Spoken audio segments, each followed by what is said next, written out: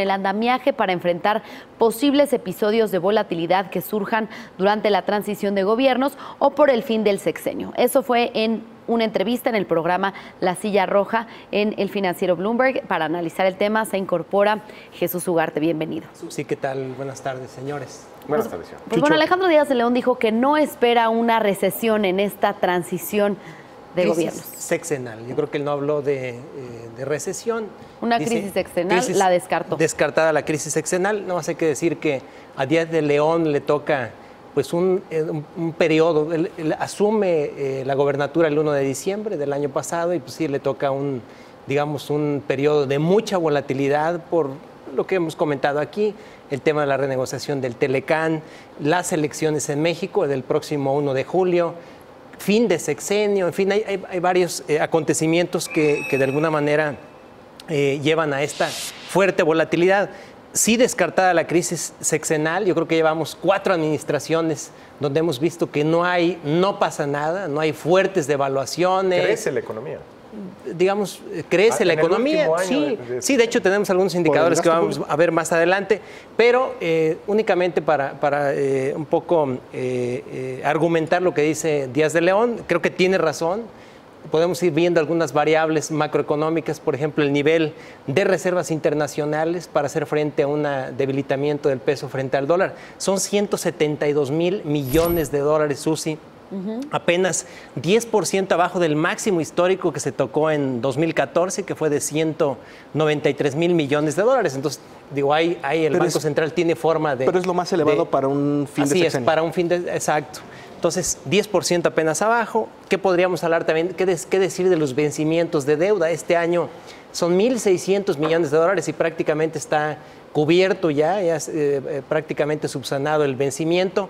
Y para los siguientes años, lo podríamos ver por ahí en el gráfico, digamos que los vencimientos por año no llegan ni siquiera a los 6,000 millones de dólares, lo cual es, digamos, muy manejable para el gobierno de México por el perfil de la generación de ingresos no petroleros y petroleros. Entonces, realmente, digamos que está en una situación, mira, ¿qué es lo que estamos viendo? 1,600 millones de dólares de vencimientos para este año y para los años subsecuentes, hacia el 2022, no llegan ni siquiera a los 6,000 millones de dólares. Entonces, tiene un perfil de vencimientos bastante manejable el gobierno de México. Hay que decir también del tema del petróleo. El petróleo WTI ha subido 15% en los últimos 12 meses. La mezcla mexicana, 32%. Digo, el petróleo no es la principal fuente de ingresos, dejó de serlo desde hace algún tiempo, pero no deja de ser relevante, es aproximadamente una quinta parte de los ingresos del sector público. Entonces, es una buena noticia también para el gobierno de México. Entonces, no se ven, pues yo creo que coincido con el gobernador del Banco de México, Díaz de León. México tiene, digamos, fundamentales sólidos, tiene finanzas sanas y únicamente recoger lo que él dijo ahí. Estamos listos para hacer frente a la volatilidad con finanzas fortalecidas, política monetaria más restrictiva y un sistema financiero sólido. Es decir, la banca es una banca capitalizada, tiene un nivel de capitalización por arriba de lo que de alguna manera exige o marca Basilea II. Digamos, tenemos finanzas sanas en este país. Me preocupa que en la entrevista se haya mencionado con tanto ahínco la autonomía del Banco de México. Esto no era asunto. Ese es otro tema diferente. Esto no era asunto en otras elecciones. Así es. O no solía serlo. ¿Por qué? Porque se asumía que quien pudiera venir o llegar a la presidencia pudiera ser una persona responsable en materia económica y que debía defender o iba a defender la autonomía del Banco de México. Se daba por descartado. Se daba por descartado, no se tocaba ese tema. Ahora, y ahora ya no. Es el tema del gobernador del Banco de México. Además de la estabilidad económica, también autonomía. es tema el hecho de que, y se va hasta la Constitución, la menciona, dice, constitucionalmente nosotros estamos defendidos. Entonces, venga quien venga, haciendo una alusión a algún personaje, dice, este banco se va a mantener independiente, sus decisiones son diferentes. Porque a cualquier presidente se le antoja echar a andar la máquina del dinero, Yo creo que hay una razón. A ver, hay muy que breve. recordar, o sea, el PAN ya impulsó una iniciativa para reforzar esta autonomía del Banco de México porque dice que la Comisión de Cambios depende de la Secretaría de Hacienda. Entonces ahí juez y parte Exactamente. y Secretaría de Hacienda de un gobierno que desde un partido. Yo creo que nada más para tratando un poco, quiero pensar, no sé cuáles sean las razones por las cuales habló de autonomía el gobernador del Banco de México. Creo que tiene que ver con el año electoral. Estamos en elecciones, Jonathan. Creo que no debemos de perder. A ver, se sobreentiende que Banxico es autónomo, ¿sí? Pero estamos en un periodo electoral y él creo que trata un poco de alguna manera, desvanecer suspicacias, porque pues, hay un gobierno en el poder que está compitiendo para refrendar a su presidente. En los últimos, Digo, trato de interpretarlo, no sé cuál sea su razón. Y estoy de acuerdo contigo en esa parte, pero, a ver, en los últimos 18 años hemos tenido 2 cambios de gobierno ya. O sea, 2 cambios de poder. Transición. Dos transiciones. Ajá. Hemos tenido 2 transiciones. Yo no recuerdo que en ninguna de las 2 transiciones, ni tampoco en el cambio de Fox a Calderón, uno de los principales temas que haya tocado Banco de México haya sido el tema de la autonomía. O sea, a lo mejor yo estoy equivocado, pero en realidad no había sido un punto tan relevante como el tema de las finanzas. Yo creo que te equivocas porque no fue el tema más importante. Creo que el tema más importante que trata, y es el titular de esa entrevista que traemos en El Financiero, pues es el tema de la crisis sexenal, finanzas sólidas. El otro es un tema que aborda, entiendo. Pero ¿cuántas veces ya lo ha abordado Díaz de León? No solamente en esta entrevista, sino en otras anteriores. O sea, me parece que sí es recurrente el tema de mencionarlo, por lo menos, o de pasada, o sí metiéndose de lleno al tema, pero no es la primera vez que en una entrevista donde Díaz de León tiene que reafirmar la importancia de la autonomía del Banco de México, lo cual sí parece relevante, insisto. En el tema de las finanzas, perfecto, estamos bastante bien, por lo menos en los grandes números, para poder hacer un cambio de transición o una transición de poder sin mayor problema. El riesgo que queda ahí es, y entonces, ¿qué tanta puede ser la tentación de meterle mano a Banco de México y al mandato que tiene? A lo mejor por para eso un lo hace lado y también, para otro. Para que nadie le meta mano. Es decir, dejar muy clara la autonomía, es decir, nadie se meta porque esta es una institución autónoma. A lo mejor lo hace también con ese objetivo, que ningún partido o gobierno pues quiera tener alguna injerencia. Que por ahí te sale un político, del que sea, que empieza a decir, es que el Banco de México ha encarecido el crédito. Ustedes deberían de tener viviendas más baratas. Si no la tienen vivienda más barata y créditos más baratos a la vivienda, es culpa del Banco de México. Y por ahí te saca un ángulo por ahí noticioso y empieza a jalar a las masas y empieza a motivar en la gente cierta animadversión por una institución que hasta ahora se ha conservado autónoma. Creo que esos son los riesgos potenciales, porque qué bueno que en México hace mucho que no tenemos ese problema, pero podría ocurrir con algún ¿Qué es esa parte? ¿Qué es esa parte? A ver, otro de los puntos. Tenemos finanzas públicas sanas, tenemos, por lo menos para mantener la transición, creo que sí tenemos un problema grave en el tema del gasto, en el tema de la politización de algunos de los recursos públicos, pero digamos, lo que en general... Chihuahua. Exacto. Lo que en general mantiene una transición estable, ahí están los elementos.